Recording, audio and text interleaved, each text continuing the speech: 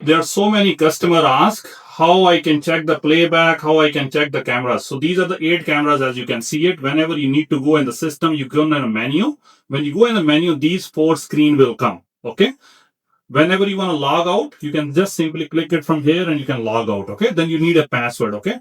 For the recorder. So whenever you need to date and change the date and time, you can click on a configuration and then you can click on a region and you can change the date and time. Okay. If you want to change the password of this system, you can change it through the clicking in the user as well. Okay. Another important thing, if your cameras are coming on your screen, but it's not coming on your cell phone, you go in a configuration and then you go in a network and then you can see it if it is online or offline. Okay.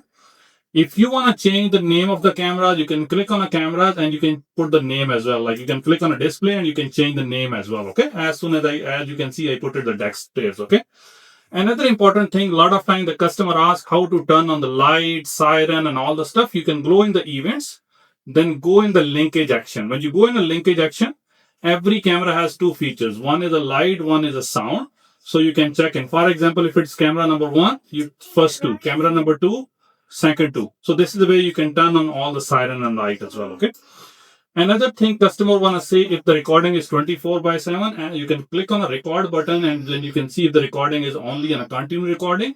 And if you want to see the total storage, you can click on a storage and here you can see the storage option. So right now you have a 2 terabyte. Okay. Another important thing is when the customer want to see the playback, you can click on a playback. For example, you want to see the playback of the camera, you can click it here and you can see the playback as well. Okay. Sometimes the customer need to copy the recording. You can click on a USB here on the back end and you can click on a search. It will make into a small clips and then here you can copy those clips as well. Okay. For more detail, give us a call at 647-428-1515. Thank you.